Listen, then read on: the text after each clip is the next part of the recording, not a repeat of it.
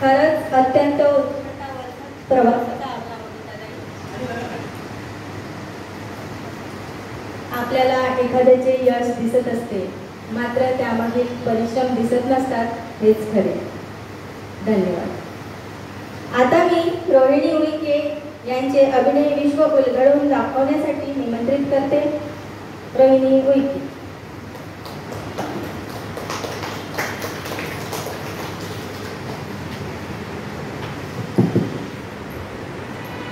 इथे उपस्थित समस्त प्रेक्षकवृंद, या ठिकाणी आज सृजनचा हा मंच इथे मला आणि माझी बहीण बबिता हिला आमंत्रित करण्यात आलं, त्याबद्दल मी सर्वप्रथम सृजनचे आभार मानते आणि आशिष दादांचे आभार मानते। खरं तर हा जो मंच आहे हा सामान्य नाही आहे, म्हणजे मी जेव्हापासनं चंद्रपुरात आले लग्न होऊन तेव्हापासनं सांस्कृतिक क्षेत्र असो किंवा इतरही कुठले क्षेत्र असो त्यामध्ये काहीतरी केलेलं विशेष कार्य केलेले जे लोक असतील तर त्यांच्यासाठी हा मंच जो आहे तो सदैव कार्य करत असतो।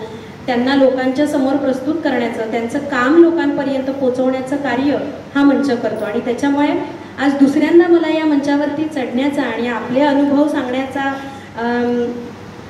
सांगण्याची जी काही संधी मिळाली त्याच्यासाठी आज असं वाटतं की खरंच आपण काहीतरी केलं असावं, ज्याच्यासाठी आपल्याला इथे परत दुसऱ्यांदा बोलवण्यात आलेलं आहे। पहिल्यांदा जसं मगा संचलन करणाऱ्यांनी सांगितलं, ताईंनी सांगितलं की 2014 मध्ये मेकिंग ऑफ चिंदी बाजार, तर हा कार्यक्रम सृजननी आयोजित केलेला होता। त्यावेळेला चिंदी बाजारला महाराष्ट्रातून प्रथम क्रमांक प्राप्त झालेला होता राज्य नाट्य स्पर्धेमध्ये आणि अनेक पारितोषिकं नाटकाला मिळालेली होती, म्हणजे अभिनयासाठी असो का दिग्दर्शनासाठी असो किंवा नेपथ्यासाठी रंगभूषा, वेशभूषा, प्रकाश योजना अनेक पुरस्कार मिळालेले होते। आणि इथे लांबलचक रांग जी आहे ती त्यावेळी तो कार्यक्रम श्यामाप्रसाद मुखर्जी वाचनालयामध्ये झालेला होता आणि तिथे मंच कमी पडला होता, इतके लोक बसलेले होते त्या मंचावरती आणि प्रत्येकांना सृजननी संधी दिली की त्यांनी व्यक्त व्हावं, त्यांनी आपापले अनुभव सांगावे। आणि खरं तर त्यावेळेला माझ्याजवळ असणारा अनुभव खूप थोडा होता, कारण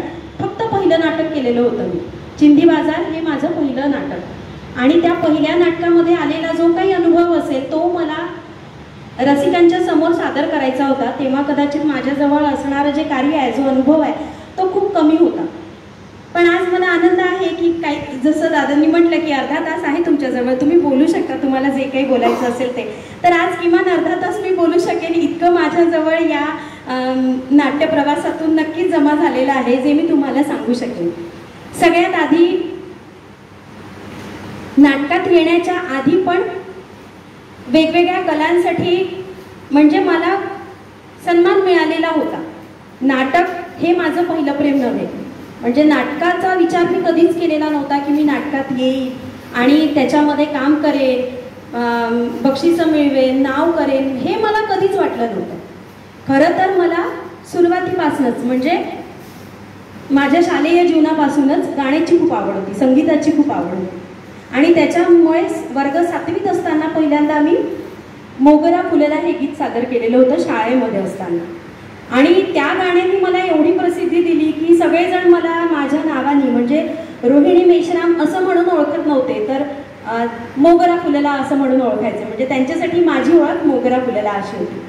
कॉलेजमध्ये जेव्हा मी गेले तेव्हा त्या संगीतामुळे बरेच लोक मला ओळखायला लागले आणि मला वंदे मातरम गीत जे आहे ते सादर करण्याची संधी मिळाली आणि म्हणून त्या गीतानी तर मला देशभरा म्हणजे मोठमोठ्या लेवलवरती पोहोचवलं। मी देश हा उल्लेख याच्यासाठी केला का मी तत्कालीन जे राष्ट्रपती होते APJ अब्दुल कलाम, आपले माजी राष्ट्रपती, त्यांच्या पुढे